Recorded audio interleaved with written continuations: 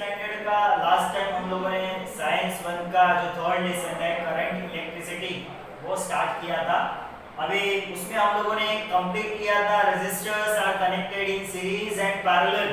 Okay, और उसका derivation हम लोगों ने देखा था, सर्किट डायग्राम देखा था। वो बहुत इंपॉर्टेंट पार्ट है, उसको ठीक से लर्न करना।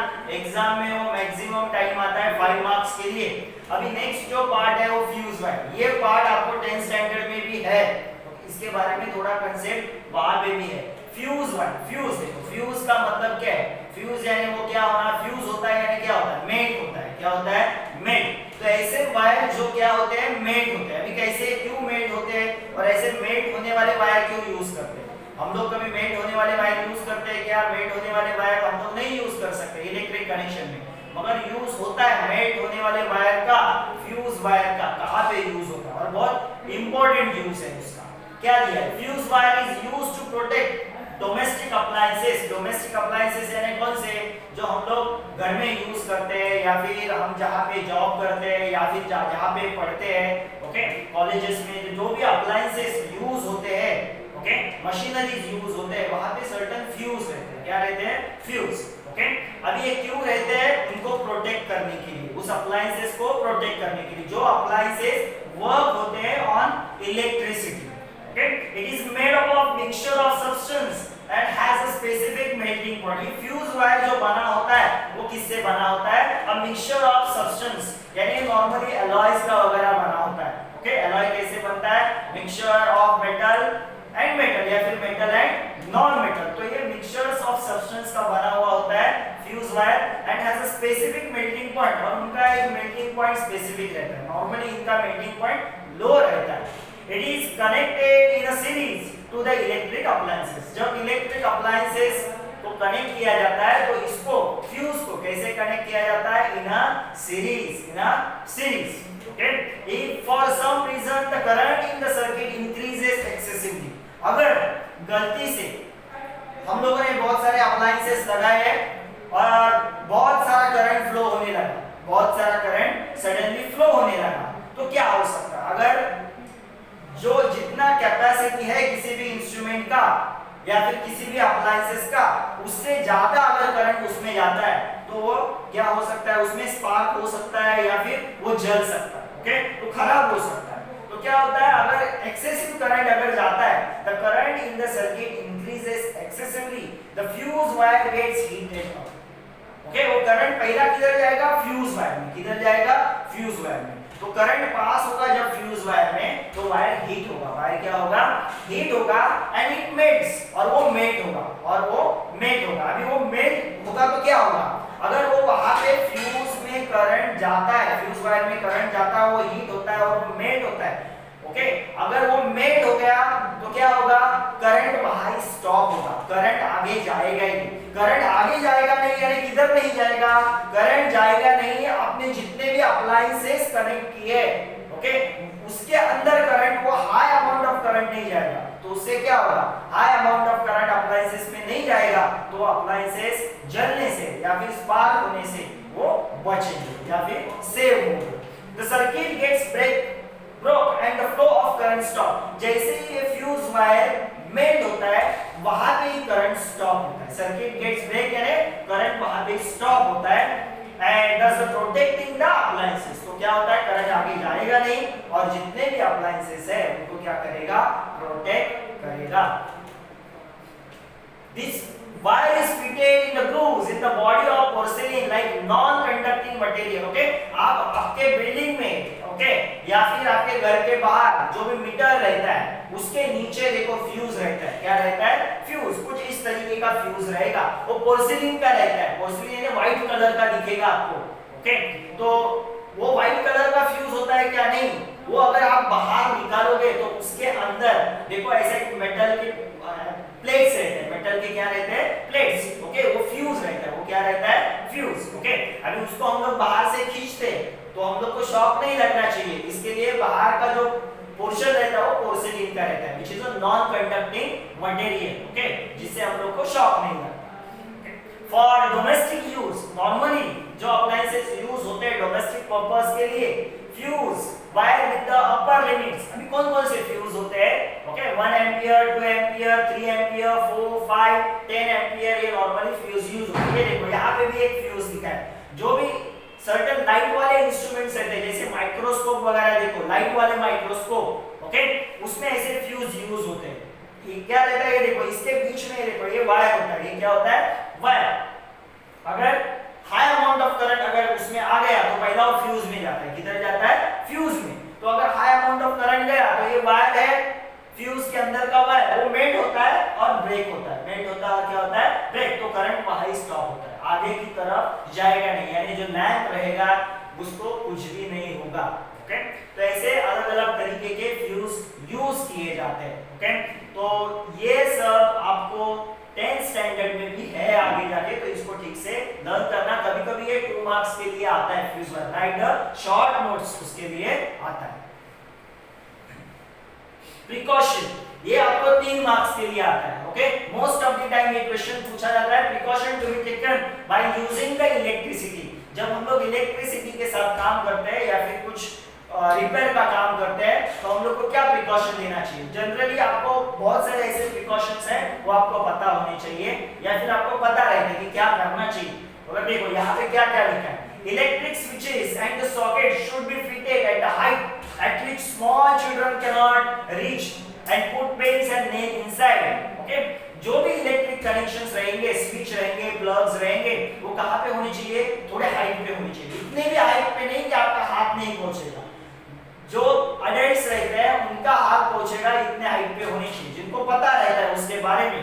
ओके, एकदम नीचे नहीं होने चाहिए जहां पे क्या हो गए बच्चे वहां पे हाथ लगा सकते हैं, या फिर उसके अंदर अगर उन्होंने बटन चालू है और उस प्लग के अंदर अगर कुछ मेटल का पार्ट डाल दिया और उसको हाथ लगा दिया तो उनको शॉक लग सकता है। ओके, तो जनरली ये थोड़े हाइट पे होने चाहिए, सर्टेन हाइट पे जहां पे चिल्ड्रंस का हाथ नहीं पहुंचना चाहिए। ऐसे जगह plug wire should not be pulled by removing the plug from the socket। जब हम लोग सॉकेट से प्लग निकालते हैं तो वायर को पकड़ के नहीं निकालना चाहिए। ओके, वो जो सॉकेट है उसको पकड़ के वो निकालना चाहिए। ओके, जो भी प्लग है उसको ठीक से पकड़ के बाहर निकालना चाहिए, वायर को पकड़ के नहीं निकालना चाहिए। नेक्स्ट है before cleaning the electrical appliances. जब भी हम लोग रेफ्रिजरेटर क्लीन करते हैं या फिर टीवी क्लीन करने जाते हैं बाहर से, अंदर से तो टीवी नहीं क्लीन करते मगर रेफ्रिजरेटर को अंदर से करते हैं क्लीन, तो ये सब चीजें जब हम लोग क्लीन करते हैं तो क्या करना चाहिए? अप्लायंसेस फर्स्ट ऑफ करना चाहिए, स्विच ऑफ करनी चाहिए and it's plug removed from the socket, और उसका प्लग सॉकेट से निकाल के रखना चाहिए और उसके बाद ही उसको क्लीन करना चाहिए। One's hand should be dry while handling the electrical appliances। अपने हाथ क्या होने चाहिए? ड्राई होने चाहिए। क्यों? अगर हाथ में पानी है, पानी क्या करता है? इलेक्ट्रिसिटी कंडक्ट करता है। इलेक्ट्रिसिटी क्या करता है? कंडक्ट। अगर आपके हाथ ड्राई नहीं है तो आपको शॉक लगने के ज्यादा चांसेस है। As far as possible, one should use the footwear with the rubber soles। Okay, जो इलेक्ट्रिक का काम करते हैं उन्हें क्या यूज करना चाहिए? रबर के ग्लव्स। क्यों? अगर आपका जो वायर को अगर हाथ भी लग गया, अगर आपने रबर ग्लव्स यूज किए, ओके, या फिर शूज है जो रबर के यूज किए, तो क्या होगा? डायरेक्ट कांटेक्ट आपके स्किन से उस करंट का या फिर उस वायर का आएगा नहीं। तो रबर क्या है? Rubber non conductor of electricity है, वो इलेक्ट्रिसिटी कंडक्ट नहीं करेगा, तो आपको शॉक लगने से आप बच सकते हैं। As the rubber is an insulator, insulator is a bad conductor, okay, it prevents the current from the flowing through our body with protecting it। okay, अपने बॉडी में करंट जाने से वो प्रोटेक्ट करता है। If the person gets electric shock, अगर किसी person को इलेक्ट्रिक शॉक लगा है, okay, you should not touch that person। उस पर्सन को हम लोग को टच नहीं करना चाहिए, डायरेक्ट टच नहीं करना चाहिए। You should switch off the main switch। पहला हम लोग को क्या करना चाहिए? अगर कोई पर्सन दिखा, okay, we have to switch off first। What we have to do? We have to switch off the main switch। जो भी मेन स्विच रहेगा घर में उसको पहला बंद करना चाहिए। तो जितने भी अप्लायंसेस वहां से जो भी करंट जाता है कौन से भी अप्लायंसेस से वो वहां से ही जाता है, तो पहला मेन स्विच बंद करना चाहिए। If the switch is too far, do not know where it is located, then you should remove the plug from the socket if possible। अगर आपको मेन स्विच ही पता नहीं है या फिर वो बहुत दूर है, आप उसको बंद नहीं कर सकते, तो क्या करना चाहिए, जहां पे वो अप्लायंसेस है जिसके वजह से या फिर जो भी वजह से उस पर्सन को शॉक लगा है, तो उस अप्लायंसेस का जो प्लग है वो निकालना चाहिए, बटन बंद करके निकालना चाहिए। If not, then you should use the wooden pole to push the person away from the electric wire. अगर पर्सन इलेक्ट्रिक वायर को चिपका हुआ है, ओके, अगर वो भी पॉसिबल नहीं, प्लग निकालना भी पॉसिबल नहीं, तो एक लकड़ी लेना चाहिए या फिर वुडन का कुछ तो लेना चाहिए या फिर हार्ड प्लास्टिक का कुछ तो लेना चाहिए और उससे उस पर्सन को खींचना चाहिए, ओके, डायरेक्ट कांटेक्ट से नहीं खींचना चाहिए, ओके, क्योंकि लकड़ी जो रहता है, वुड जो रहता है, वो भी बैड कंडक्टर ऑफ इलेक्ट्रिसिटी है, वो इलेक्ट्रिसिटी कंडक्ट नहीं करता, ओके। तो यहाँ पे अपना ये लेसन खत्म होता है, जितना भी थ्योरेटिकल पार्ट है वो खत्म होता है। अभी नेक्स्ट इस लेसन में बहुत सारे ऐसे एग्जांपल्स है जिसको आपको सॉल्व करना है। तो आप अगर पेज नंबर 33 पे जाओगे तो इसे आपके टेक्स्ट बुक के पेज नंबर 33 के ऊपर, तो वहां पे आपको ये सम दिखेगा, ओके। ऐसे बहुत सारे सम्स है जो आपको 2 मार्क्स के लिए या फिर 3 मार्क्स के लिए इस लेसन से पूछेगा, ओके। तो देखो यहाँ पे एक सम दिया है, क्या दिया है उन्होंने, a current of 0.4 ampere flows through a conductor, a current of 0.4 ampere flows through a conductor, okay. देखो अभी जब भी आप सम सॉल्व करोगे तो जो वैल्यूज दिया है वो क्या है वो आपको पता होना चाहिए, ओके। तो उसका जो यूनिट रहता है उसको उससे आपको आइडेंटिफाई करना आना चाहिए। तो यहाँ पे देखो 0.4 एम्पियर, एम्पियर किसका यूनिट है, ampere is a unit of current, यानी जो आपको वैल्यू दिया है 0.4 वो किसका वैल्यू दिया है, करंट। यहाँ पे लिखा है ठीक है, मगर इस यूनिट से भी आपको पता लगना चाहिए, ओके। तो current 0.4 ampere flows through a conductor, एक वायर से इतना करंट फ्लो होता है फॉर 5 मिनट्स, 5 मिनट्स के लिए फ्लो होता है। How much the charge would have been pass through the conductor, charge, तो हम लोग को क्या फाइंड करना है, चार्ज। हम लोग के पास क्या है, करंट है एंड टाइम है, करंट है और क्या है, टाइम, ओके। अभी देखो टाइम ऑलवेज सेकंड्स में होना चाहिए, जब भी आप देखोगे सम सॉल्व करोगे तो ऑलवेज टाइम सेकंड्स में होना चाहिए। यहाँ पे देखो किस में दिया है, मिनट्स में दिया है, नहीं चलेगा, आवर्स में दिया तो भी नहीं चलेगा, ओके। तो मिनट्स में दिया है, हम लोग को चाहिए सेकंड्स में, तो इसको हम लोग को कन्वर्ट करना पड़ेगा सेकंड्स में, ओके। ये कन्वर्जन तो आपको पता होनी चाहिए। तो देखो क्या दिया है, करंट एंड टाइम, और क्या निकालने के लिए बोला है, चार्ज। तो इसके सिंबॉलिक फॉर्म आपको पता होना चाहिए। करंट का सिंबॉलिक फॉर्म क्या है, R, ओके। टाइम का सिंबॉलिक फॉर्म क्या है, T, ओके। एंड चार्ज का सिंबॉलिक फॉर्म क्या है, Q, ओके। तो यहाँ पे मैं फर्स्ट लिखूंगा गिवन, क्या क्या दिया है, ओके। तो मैं लिखता हूँ यहाँ पे गिवन, तो मेरे पास करंट है 0.4 एम्पियर एंड नेक्स्ट है टाइम, क्या दिया है 5 मिनट। अभी 5 मिनट का मैं सेकंड्स में कन्वर्जन करूंगा, 5 into 60, 1 minute is equal to 60 seconds, तो 5 into 60 कितना हो गया, 300 seconds, कितना हो गया, 300 seconds, ओके।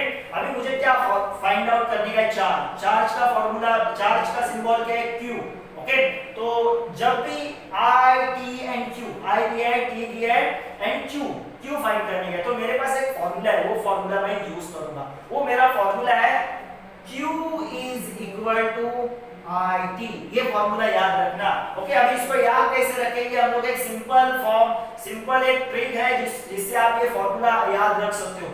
तो आपको ये वैल्यू दिया जाएगा Q, T, I निकालना है तो भी यही फॉर्मूला, अगर आपको I and Q दिया है, T निकालना है तो भी यही फॉर्मूला यूज करो।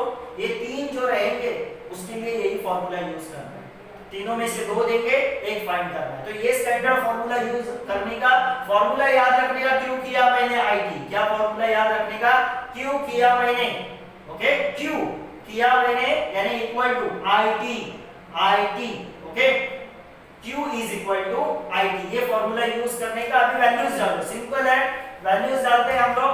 Q तो निकालना है हम लोग को, चार्ज, ओके। I का वैल्यू कितना है, 0.4 into 300, 0.4 into 300। अभी आप क्या कर सकते हो, 0.4 into 300 करो, या फिर और एक चीज है, क्या कर सकते हो आप, Q is equal to 0.4 को मैं देखो कैसे कन्वर्ट करता हूँ। ये देखो ये पॉइंट है, मैं उसको शिफ्ट करूंगा राइट हैंड साइड में। क्या करूंगा? शिफ्ट राइट हैंड साइड में। पॉइंट को एक डिजिट से शिफ्ट करता हूँ तो क्या होगा? डिनोमिनेटर में एक जीरो बढ़ेगा। ओके, ये कन्वर्जन थोड़े आपको पता होने चाहिए। पॉइंट को मैंने शिफ्ट किया right hand side with one digit से शिफ्ट किया। देखो ये एक ही डिजिट है तो डिनोमिनेटर में एक जीरो बढ़ेगा। देखो बढ़ गया जीरो इनटू 300 तो जीरो गया जीरो गया। अभी बच गया 4 into 30। 4 into 30 तो आसान है आपको करने के लिए। 0.4 into 300 करना थोड़ा डिफिकल्ट है।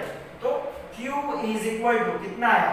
4 into 30 120। अभी Q का यूनिट आपको पता होना चाहिए कूलोम। Q का यूनिट क्या पता होना चाहिए? कूलोम। ओके, तो ये आपका वो सम सॉल्व हो गया। मगर जब भी आपका वर्डिंग में सम रहेगा तो हमेशा याद रखना आंसर भी वर्डिंग में आना चाहिए। तो आपका आंसर आएगा charge passing through the conductor. Okay, text book में दिया हुआ है, सब सॉल्व करके दिया हुआ है, फिर भी मैं आपको यहाँ पे सॉल्व करके बता रहा हूँ। ओके, तो ये अपना पेज नंबर 33 का ये सम यहाँ पे कंप्लीट हो गया।